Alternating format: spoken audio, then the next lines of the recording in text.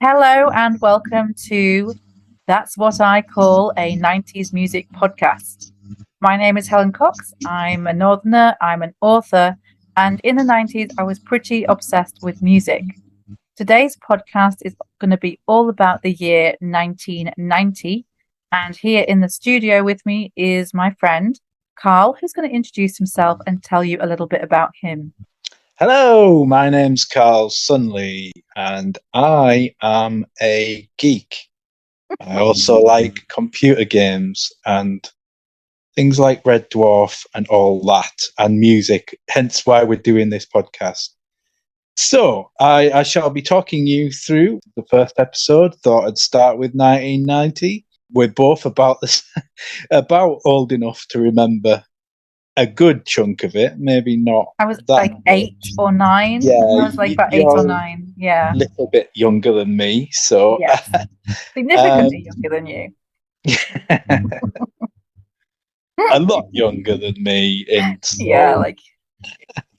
So the way I'm doing this is every month of the year, the most popular song worldwide every month, and I'm going to talk about the song and briefly talk about the video as well.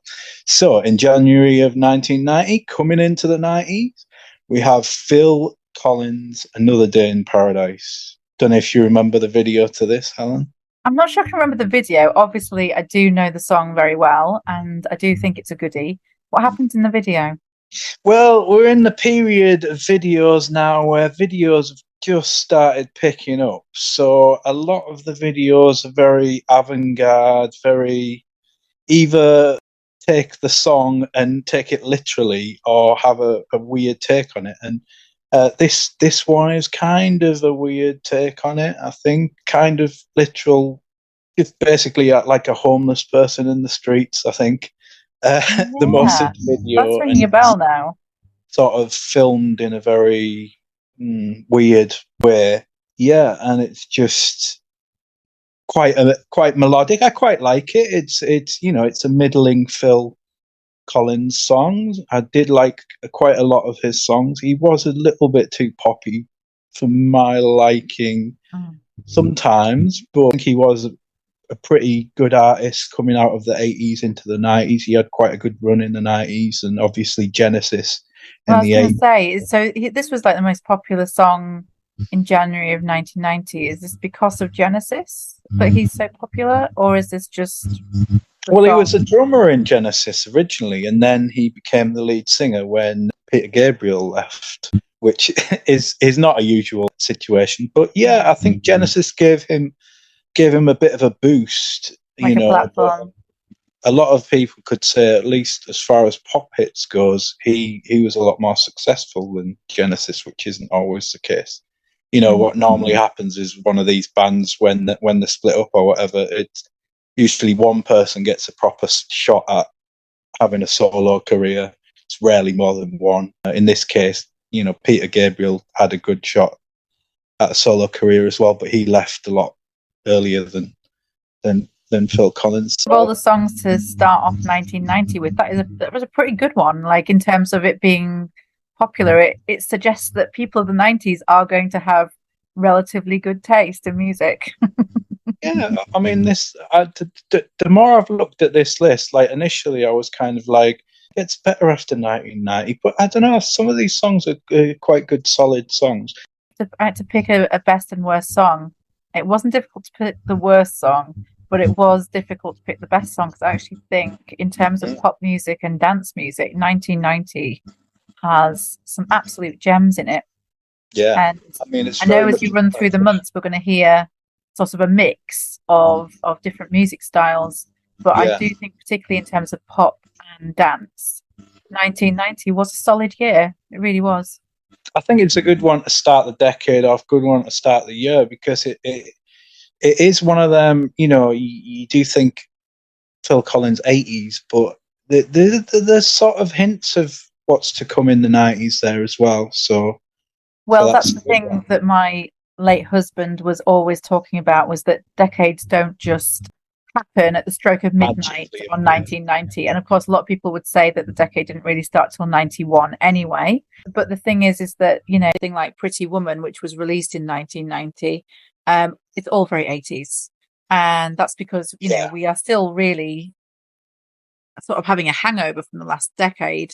yeah. Whenever we start a new one, we don't always move on just because time has. So I think It that's, is very much apparent in a lot of you know, these the fact songs. that the first like pop like chart topper in January is from somebody who was big in the 80s is testament to the fact that people's heads are still kind of in the 80s, even though 1990 has begun. So yeah, I think that's really cool. Right, so moving on to February. So I won't talk about this song much for reasons that will become clear, because this is actually one of my picks. My pick for worst song, or rather, most overrated song, might be a better Okay, description of what it overrated. is. How am I supposed to live without you? So we'll be talking about this afterwards. Yeah, we'll go into detail about that. And Yeah. particularly, I've got some things to say about the video. So yeah, Yes. Oh, you do remember the video for that one. yes, yeah. Yes. Um, So we'll talk about that a bit later. I almost argue that the video is worse than the song in some ways, but again, like we were saying, it's very much a hangover from the 80s, I at was just least. about to say, I mean, it's about the most 80s video you could ever make. But yeah, let's talk about that later if it's going to be one of your picks. Let's move on to March. Okay, so rolling on to March, and this is quite an apt, sad one because we lost this woman this year. This is Sinead O'Connor. Nothing compares to you. I mean, Oh, talk about iconic videos. I Um, mean, you don't need anything else except that face, yeah, do you? That face and that voice. It's all you need for this song. yeah. I mean, that's just an example of like I say, the early days of videos were quite basic, but this really didn't need much. It didn't need much more than a woman just crying in that emotional way. I think it might have even been one shot. It might just be one shot, or mainly one shot anyway, of her face, pretty much. And that obviously that launched her on the scene. Oh, absolutely. I have actually, I mean, weirdly, I don't know, I'll have probably seen it on one of the many music channels. I have seen her speak about this song and her performance of it, I mean, particularly in the video. And you'll probably know that Prince wrote the song. But one thing that I thought was really moving is that she slightly alters the way it's so she says all the flowers that you planted, mama, in the backyard. She said she was thinking about her mother dying at that point. Her mother had passed away, I think, not that long ago when she shot the video. And then we have that single tear that comes down her face as she sings that.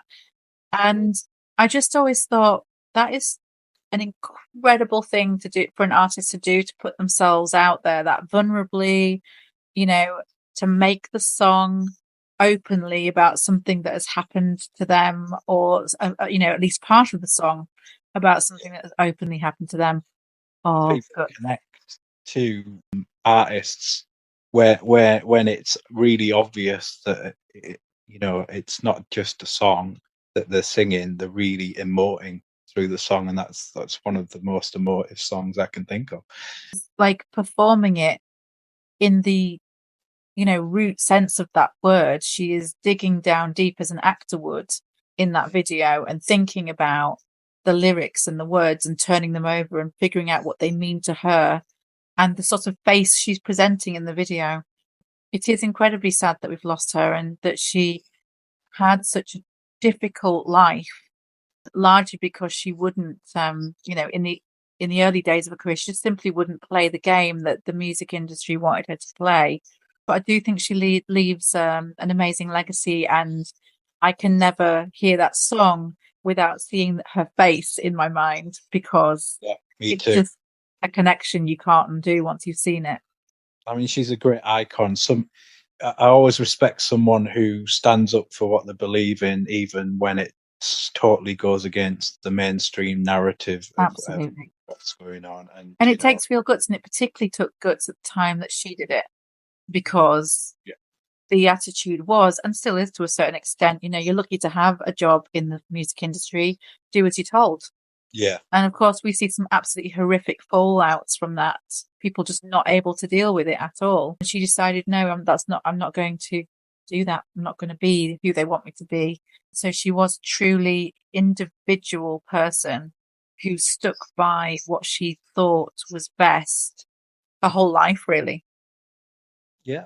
And also, as a bald person, she's an inspiration to me. I think As somebody who has a shaven head, yes, absolutely. yes, So 2 out of 3 so far, not bad. 2 out of 3. yeah, it's pretty good. This year, as you'll see from this list, it is almost the beginning of what I would call the rise of the divas. I would say, like, she was a modest diva. Some of Yes. the divas on this list, not so much so. But we'll see about that in a minute. Okay. Okay, so this nearly got my favorite song. I'm gonna be cheeky and say it's my rated song in the sense that it got to number one. A lot of people slag off number ones as if to say, well, they're not really great songs, and it's just the most. It's like a vote, isn't it? It's a unanimous vote that it just got the most votes. Sometimes Yeah. it doesn't always mean that it's the most commercial. Sometimes it is just literally the best song. song. Yeah. And this song is "Enjoy the Silence" by Depeche Mode. Oh my gosh, this was so nearly my favorite song. I didn't pick it in the end, but so this was April, I take it. Yes, this was April.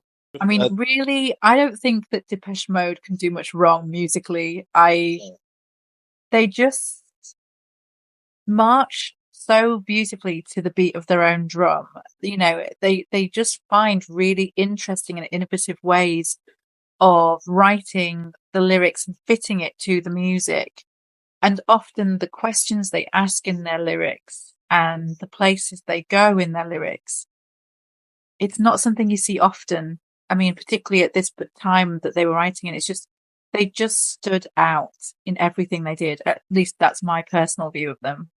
Yeah, I really think they were dragging themselves out of the 80s here. I mean, obviously with having a synth sound that would automatically tie you to the 80s, but they had a good run in the 90s as well, and this was when they was really starting to experiment quite a lot. By the looks of it, they had a good year in 1990. The video is again quite basic. I think it's in the outdoors and there's a guy walking around. The focus is the song more than anything, and the lyrics. I write songs myself, and I like you do poetry, so we're kind of both wordsmiths. I really do appreciate the way that some songs are written, and this is really the lyrics in this are just really good. I mean, I just don't think you can go wrong with sitting down with a playlist of Depeche Mode songs, Googling the lyrics as you listen. We've all done that thing where we've thought they were singing one thing and then found out that those were not the lyrics at all. So Googling the lyrics as you're listening to make sure you actually are singing the right ones. Sort of taking a minute to really appreciate the way in which their lyrics are put together and how the music complements the kind of tone of what they're saying. So yeah, this was very nearly my favorite song of the year, but I did go another way in the end. I think we've also lost one of the band members this year, didn't we? Or was it last year? I don't remember, was it possibly last year? Sure, I lose the track of time. There's a few people who unfortunately aren't with us on this list, with it being so long ago. Time goes. A lot of people think the 90s were yesterday for some reason. But none of us wants to believe we're in our 40s.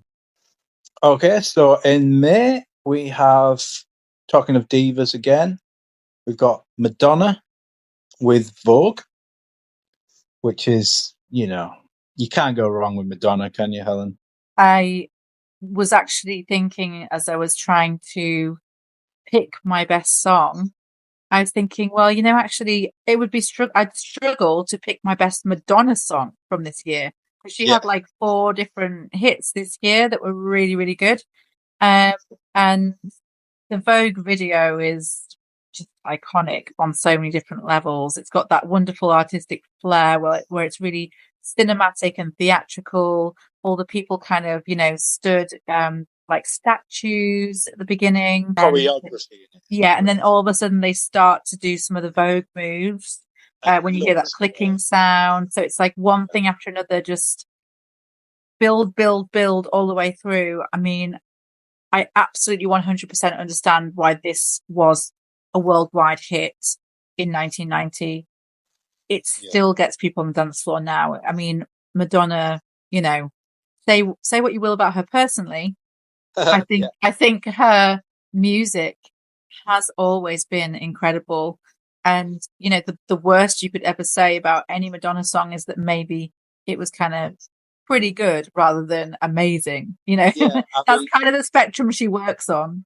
like anyone who's released over 40 singles, Yeah. it's going to be the odd one where you kind of like, uh, uh, uh, and sometimes for her, it is like the mid 90s ones that are just like, meh, and she comes back later on with some bangers like Frozen.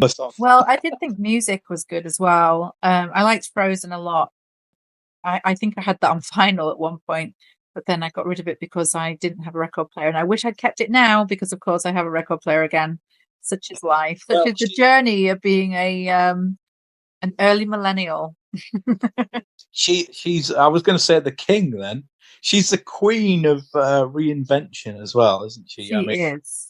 Yeah, she is. comes with longevity, but She's kind of the James Bond of pop. She like reinvents herself all the time, and we just accept that she's got a new look and a new idea this video. yeah, you wouldn't have someone like Britney Spears who certainly took a lot of hints out of the Madonna playlist, Mm. having such a long career. If it wasn't for someone like Madonna showing her the way of how to reinvent yourself every couple of years. Yeah, of course. I mean, how much control she had over that, of course, is up for debate. But yes, certainly in the beginning, she said that she had creative control. And one can only assume that in order to elongate her career, the people who were around her realized that yes, Madonna's approach of reinvention was a good one because it kept things feeling very fresh. This is a Yeah, very Madonna's got a great legacy that she like has is going to leave for pop music and is still kind of building, because she's still around. So yeah, I think Vogue is just an indisputable smash hit for it's obvious a great reasons. story song as well. She does a lot of story songs where the video tells a story, the words tell a story, even the dancing tells a story to a certain extent. Yeah, Yes, I have songs that I prefer a lot more than this by her, but I'd say it's up there with some of the best stuff. definitely. So moving on to June, we have Roxette. It Must Have Been Love. Oh, And classic. yeah, great song. Yeah, doing my research, unfortunately, I didn't know the lead singer had died from this. She did, yes, yeah. But another banging love song with a lot of 80s vibes to it. Well, Um, that's partly because it's in the Pretty Woman soundtrack, which is itself a very 80s film. oh, that I didn't know. You didn't know? Do you know that you're the last person on the planet to know that Roxette, It Must Have Been Love, is on the Pretty Woman soundtrack? I should. This is a podcast exclusive. We have found the last man on the planet who is unaware of this. I also I watched Pretty Woman again last year, so I've You've got. seen it and you didn't realize that it was in the movie. How much attention were you paying? It reminds me of, for some reason, I've just thought of this now. This is how my brain works. Things aren't always related, only in my world. For some reason, I've started thinking about you like that mannequin film, don't you? That All right, we don't need to start, spreading spreading the ridicule. We don't need to start with that. Yes, yes, I do like Mannequin because I saw it when I was young, and Andrew McCarthy has amazing eyes. build this city. Yeah, we can build. Yeah, you know what I mean. They I sing was together. Yeah. yes. That Not one. Build This City. That's a totally Yeah, different song. We can but that's build completely this thing together. Yes. Nothing's that's going to stop us completely now. Nothing's going to unrelated. stop us now. Yeah. Why is that related to this song? No, it isn't. This will probably get edited out, and when one of my many tangents, I'll leave that up to you, Helen. It can be on the blooper reel. Okay. So, yeah, the video for that again, it's just the band really. It's just The the way, band, but the band looking super 80s because she's got this yeah, amazing, like, short blonde kind of razor cut, and there's like lots of kind of silk white material like floating around, and she's in this amazing kind of dress that's like really figure hugging and white, and so it's insanely 80s, but and you know, it cuts between the band and clips from Pretty Woman. one of the great, Scandinavian bands. Quite a few of them kicking about at the time, not Yeah, including Ace of Base. Although yeah. I quite like Ace of Base. Maybe we'll be talking about them in the future. Maybe we'll talk about them in the future. I mean, I would hate for them to be missed out. Okay, so moving on to July, and yeah, we were talking about representation of genres. Mhm. This is the Power by Snap. Oh, The Power by Snap. So is this a song that you actually like? I don't think of you liking music like this. Well, I'll confess. I mean, like, I got into music quite late, so at the time, I probably wasn't interested in many of these songs. It was only revisiting them. I mean, like I was going to say with the Depeche Mode, like I did with a lot of things, I got greatest hits and then worked my way backwards. I wasn't into dance at this time. I hated it because my sisters were into it, and anything that they were into, I didn't like. It was only later on that I got into it. I did get into dance later on. This very commercial version of dance, Snap, were actually quite a big band at the time. They had a couple of hits, another one this year, Yeah. um, that got. Um, yeah, I mean they were huge at the time. I adored their music and them. You know, I remember seeing sort of Top of the Pops kind of performances.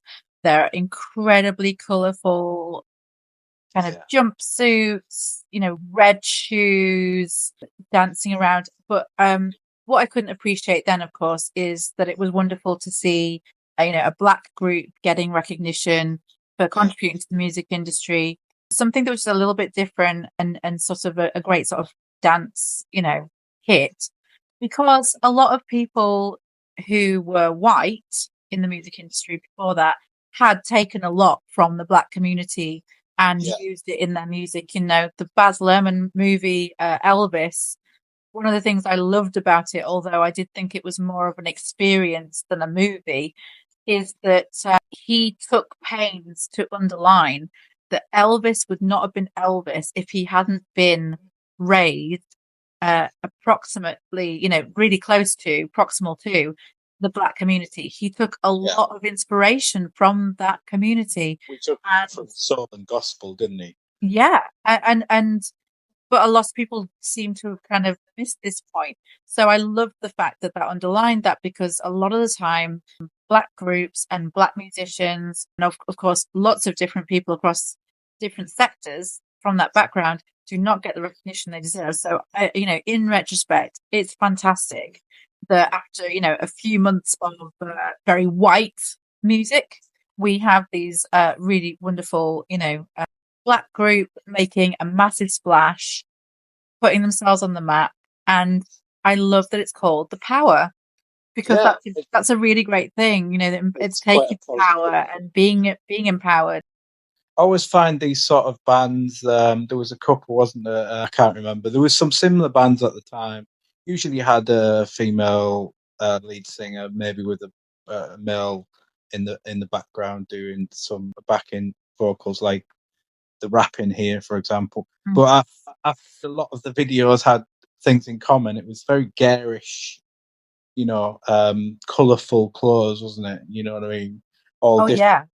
styles, like orange jumpsuits sometimes, and all sorts of. Yeah, although I wonder in retrospect, so, because a lot of nations from, where people are from black descent have really colourful flags. So if you think about the Jamaican flag, super colourful. So I wonder if part of the inspiration comes from that as well. So yeah, it was extremely bright, extremely vibrant. But that's part of the reason that, I found it really attractive as a young person, because in 1980s Britain, or even 1990 Britain, there wasn't really a whole lot to feel that colourful about. So I think it was great for that respect. Yeah, good song. So moving on to August. Now, some people hate the song. Some people love the song, but you can't deny that it's iconic. It's MC Hammer and Can't Touch This. Who hates this song? I, I, I And why don't have think they not I ever hated educated it. themselves? I think I got sick of it being on the radio because it was just everywhere. Uh, Now I can No, when you say appreciate some people hate the song, do you just mean you? it. No, no. I don't think I've ever hated this song. I don't particularly like his dancing in the song with his baggy pants, and Well, I you're mad. appreciate the You're skill mad. in his movement, but maybe not in the way that he moves. But there's some other good dancing in this video. I think his backing singers do a much better job. They do work very hard. Yeah. But if you're gonna have a one-hit wonder, I know people are probably screaming right now that he had more than one hit, but let's face it, this is the one that you think of This is when probably the most memorable of his hits. Yes. if you're gonna have one song, then that is one hell of a song to Yeah. have. There's just so many good parts to this song, and the beats are just something else. You know what I mean? Even if you I don't like the lyrics or the singing, the beats are just off the scale. think something that can still get people on the dance floor even now, that's a testament really And I to. don't think we'll see the back of this. We're living the era of samples now. People sampling this until the end of time. I think around about this time, everyone was sampling that. Um, Ride on Time and stuff like that. That Yeah. was used in a lot of songs, and I could see this being used in a lot of songs, especially with Gen Z, finding it for the first time and being like, "Oh, let's use this in a song," sort of thing. But yeah, no, good song. Hopefully, he's with us for a few more years. Sod's Law says that You've just jinxed him, but never he mind. also dies this year. But there you go. He's still alive at time of recording. Anyway, I think he went bankrupt, didn't he?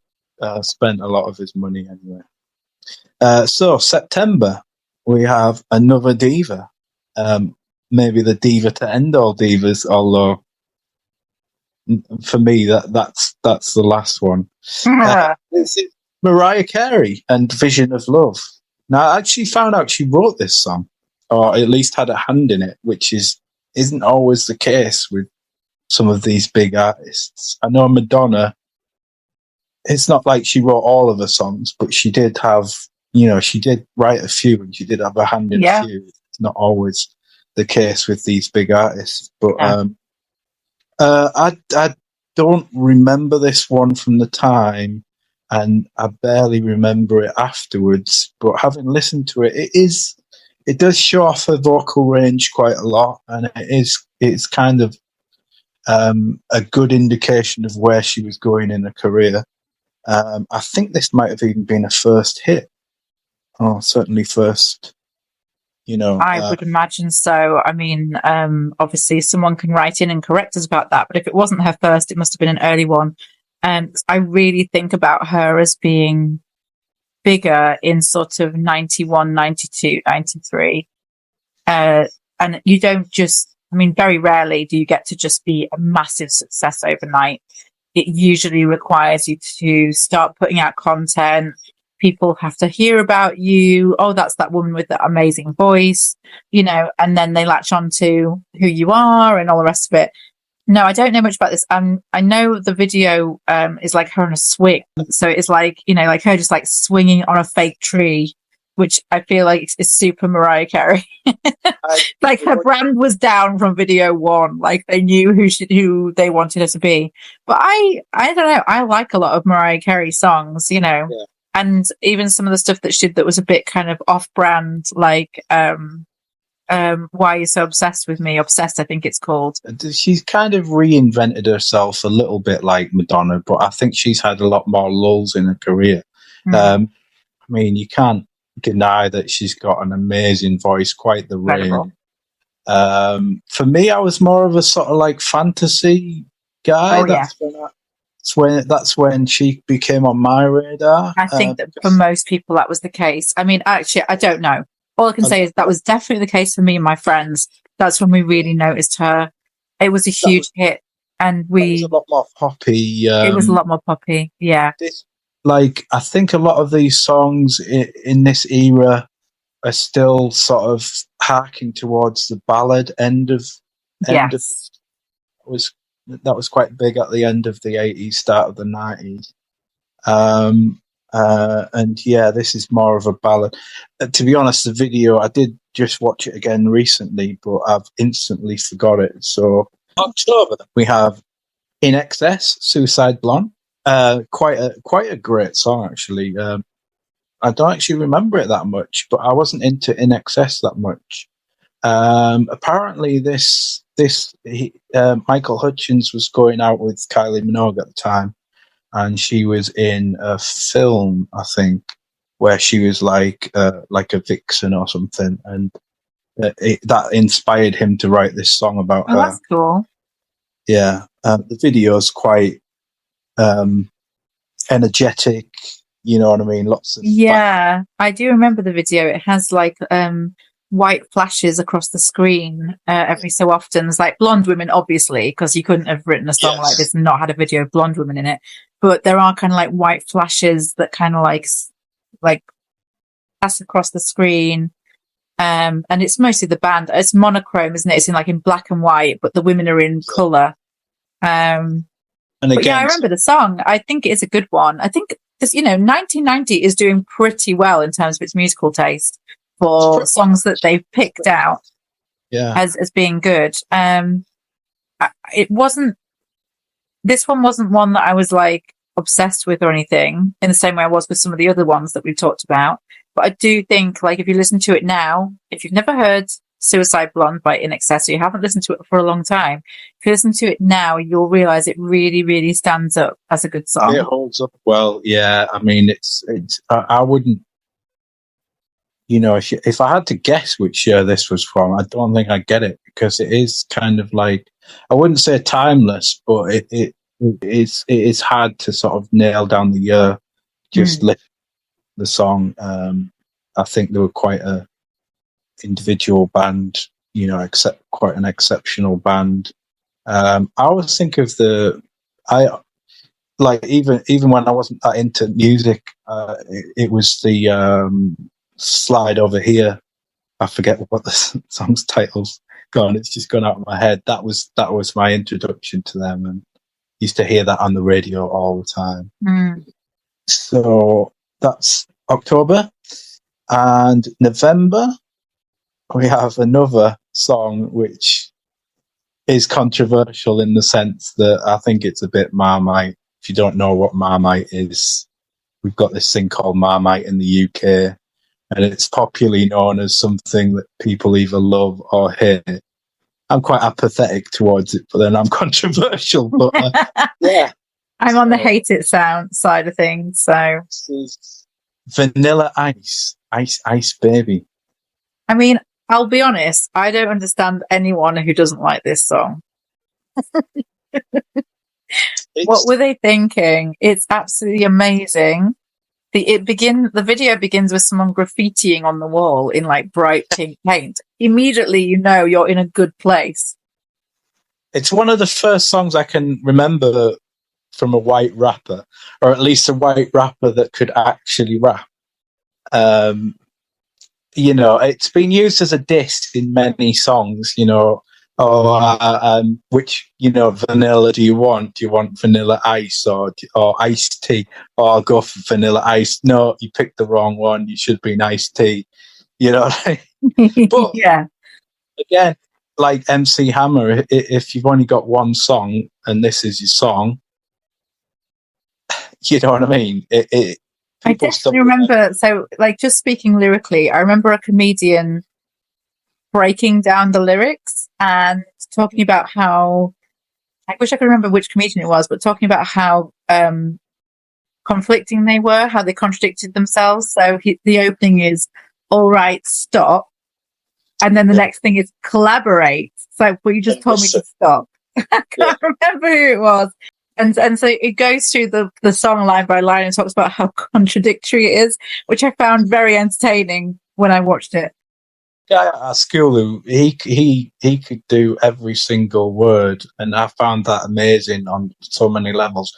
Mainly because I just thought that a lot of the words were just garbage anyway. You know what I mean? Just No, they're mumble. actually words. I know it doesn't sound like it, but they are actually words. Yeah, I think it's a good song.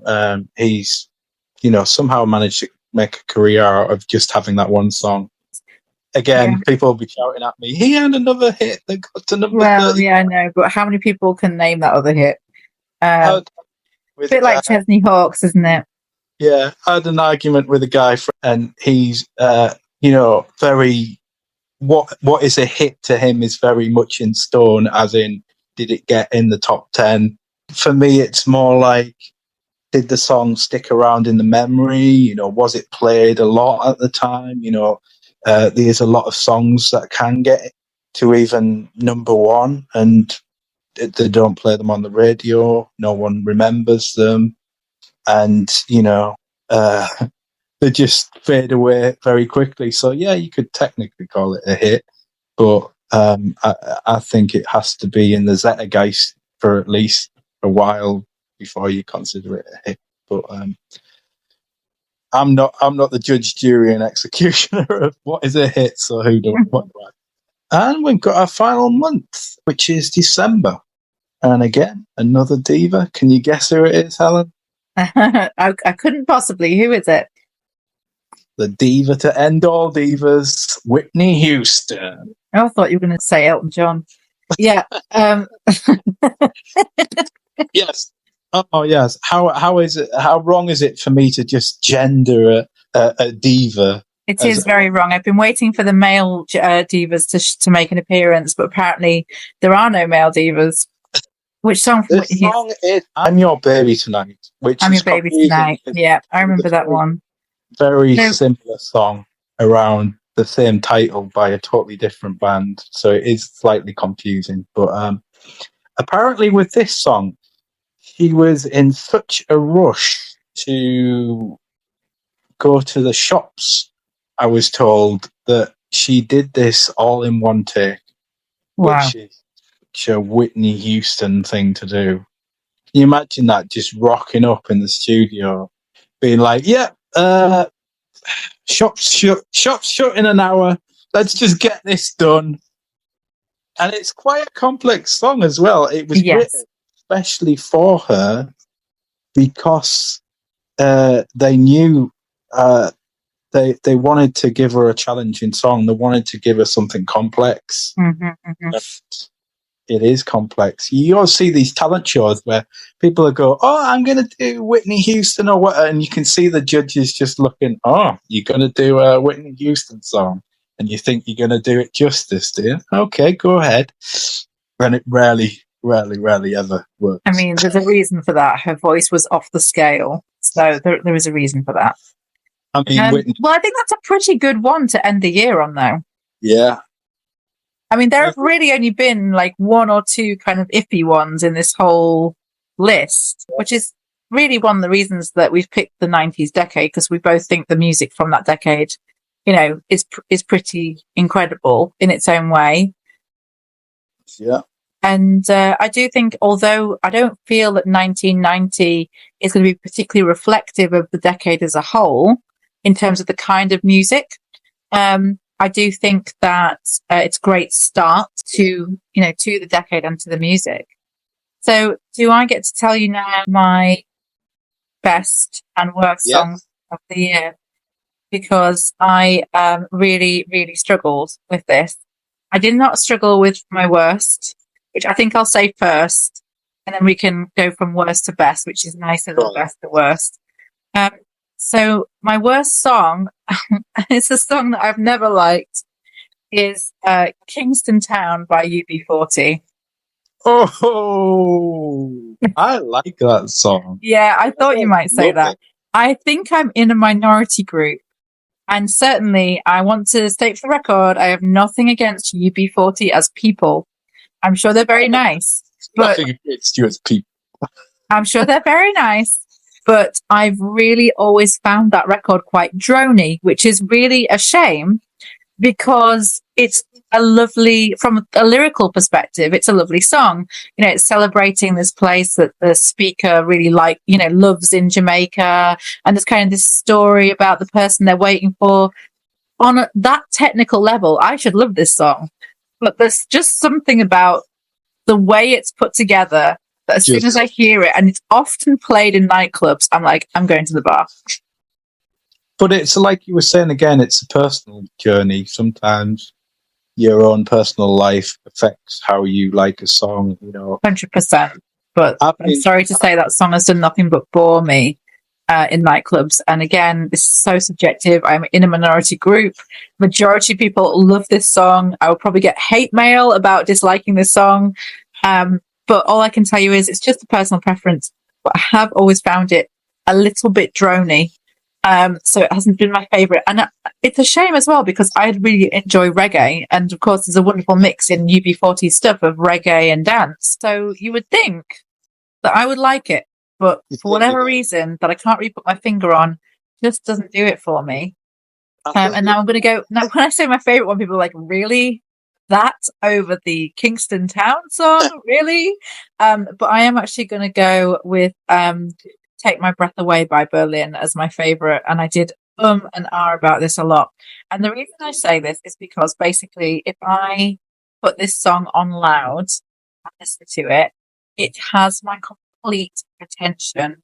The musicality of it, the way it goes up and down the chords, and her voice is just so powerful. The Top Gun track. Yeah, Top Gun soundtrack, yes. It is from the Top Gun soundtrack, but I would say that the song is so good that it helps me actually block out the love scene from Top Gun. So I do know it's used in that, but I don't think about that when I hear the song. I think, although the video is full of clips from Top Gun, I think about her voice, how the music is so sweeping. Very cinematic. So I can understand why they used it for a movie because the sound is really cinematic. If I listen to that song now, it's still as good as the first time I heard it. And I remember hearing it for the first time on Top of the Pops and thinking, wow, this is amazing. So there you go. There is my worst and best. So it is now your turn to reveal your worst and best from 1990. Okay, so as mentioned before, the worst that I'm going for is Michael Bolton. How am I supposed to without you? The video is it's almost like he's in a classroom at school, isn't it? It's like he just sat on a table just bellowing out this song. I mean, we talked about maybe no gender for the diva. He's certainly a male diva in the sense of, "Ooh, look at my voice! Look what I can do with my voice." What I do like about him is he's come up last couple of years. He's really showed his sense of humour. Lonely Planet, and sending himself up in the Lonely Island Office Space film that by Mike Judge from Beavis and Butthead, when they had a character called Michael Bolton in that, and you know what I mean. That's the joke of the scene, and then he puts himself in that scene as if he's that character. So that's quite funny. It's good that he's got a sense of humour. But yeah, I really hated him back in the day. It's with the Lonely Island thing. It's the fact that he loves the Pirates of the Caribbean films that really cracks me up every time I watch that video. He's like, "Have you guys seen them?" And like, "Oh yeah, we have." Like, they're great. Oh yeah, they're great. You see them thinking, "Well, they're not that great," but then of course he's just really digging them because he puts them into every song. So I did. That's like my favorite thing. I love the fact that he's got a sense of humor about that. Well, I think that's very much sending up the stereotype, which is it's all about me. And every time I hear a song by him, that's what I think. It's like, ooh, look at me, look at my voice, that's so good.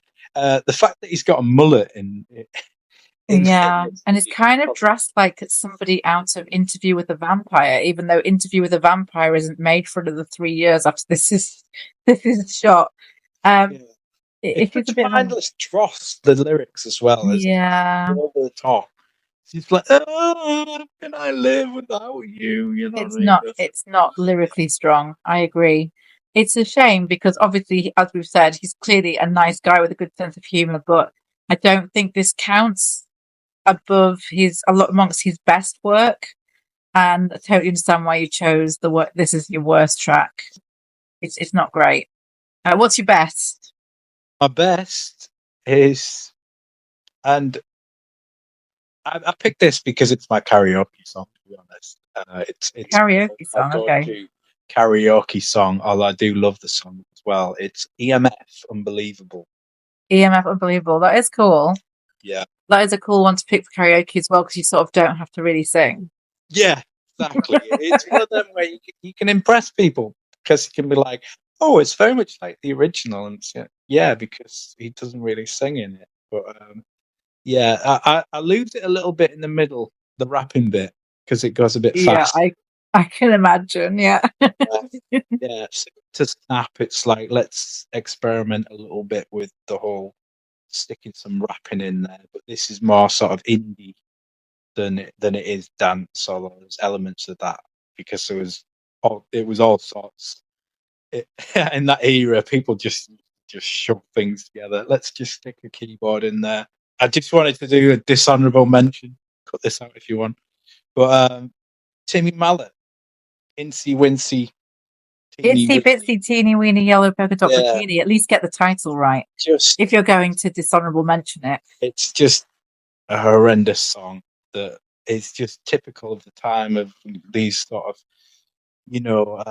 what you call holiday songs, isn't it? You go away to Spain or something like that. Although usually it's the Europeans that are doing it. I think this was our version of their naff holiday songs, and it's like Well, it's confession. so repetitive. Go on, what's your confession? Well, remember I was only like 8, Oh yeah. but I had it on 7-inch single. Oh dear. And This is it why got, I'm glad I'm that not going to lie, it got a lot of play.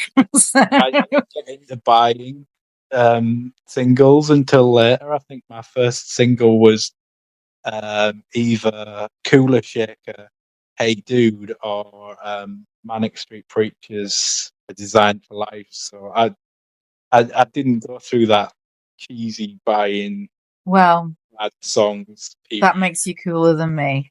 Apart from my girlfriend who I bought, I was going to say Lionel Richie then. Shane Ritchie. I bought his song when he had songs out because she Oh, loved. sure. For your girlfriend. Yeah, when she was a kid, she was obsessed with him, so I had to go in HMV and buy it. Well, I didn't have to, but I felt like obliged to, and yeah, it was the There was no girlfriend, was there, Carl? It was for you. the guitar and all that sort of stuff. Oh dear. Well, thank you for taking us through 1990 music. I have learnt a lot, and I hope that the listeners have learnt a lot too. Maybe you have records from that year that stand out even more than the ones we've mentioned here. If so, definitely drop us a comment and let us know. It will be a lovely trip for us down nostalgia lane. And hopefully we will see you for another podcast at some time in the future.